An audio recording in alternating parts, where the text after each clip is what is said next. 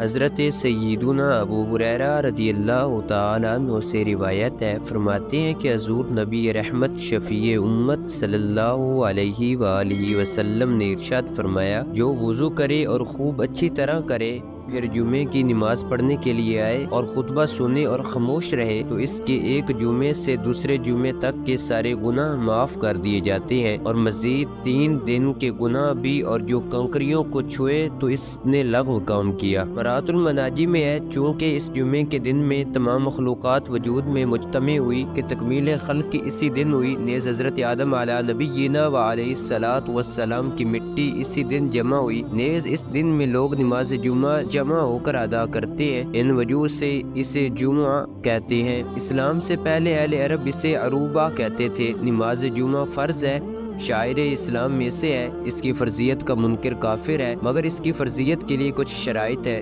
چنانچہ یہ نماز مسلمان مرد عاقل بالغ آزاد تندرست شہری پر فرض ہے، اس کی ادا کے لیے جماعت آزاد جگہ شہر اور خطبہ شرط ہے، گاؤں والوں پر جمعہ فرض نہیں ہے۔ مرقات المفاتیح میں ہے، حدیث مذکور میں اشارہ ہے کہ جمعے کے دن غسل کرنا سنت ہے، واجب نہیں، اور وضو کرنے سے مراد سنن و مستحبات کا لحاظ رکھتے ہوئے کامل وضو کرنا ہے۔ شرح مسلم میں ہے، جس نے کسی کنکری کو چھوا تو اس نے لغو کام کیا۔ اس فرمان علی میں خطبہ سننے کی حالت میں کنکریاں اور ہر بیکار بے فائدہ چیزوں کو چھونے سے منع کیا گیا ہے، اور اس طرف اشارہ ہے کہ دل اور تمام اعضاء کی توجہ خطبے کی طرف ہونی چاہیے۔ یہاں لغو سے مراد باطل، مذموم اور مردود چیزیں ہیں۔ شیخ عبدالحق محدث دہلوی علیہ رحمۃ اللہ القوی فرماتے ہیں، دوران خطبہ کنکریوں سے کھیلنا لغو و باطل ہے، کیونکہ ان کی وجہ سے بندہ خطبہ سننے سے غافل ہو جاتا ہے، جیسا کہ گفتگو غفلت کا باعث بنتی ہیں۔ کنکریاں چھونے سے مراد ان سے کھیلنا یا بلا ضرورت انہیں زمین پر ہموار کرنا ہے۔ بعض نے کہا کہ اس سے مراد کنکریوں کو گھمانا اور بطور تسبیح استعمال کرنا ہے۔ مفتی احمد یار خان علیہ رحمۃ الحنان فرماتے ہیں، ایک جمعے سے دوسرے جمعے تک کے سارے گناہ معاف کر دیے جاتے ہیں۔ دوسرے جمعے سے مراد آئندہ جمعہ ہے یا گزشتہ۔ دوسرے معنی زیادہ قوی ہے، جیسا کہ ابن خزیمہ بلکہ ابو داؤد کی روایات میں ہے۔ معلوم ہوا کہ بعض نیکیاں گناہوں کا کفارہ بن جاتی ہیں۔ رب تعالیٰ فرماتا ہے، ان الحسنات یذہبن السیئات۔ بعض علماء فرماتے ہیں کہ غسل جمعہ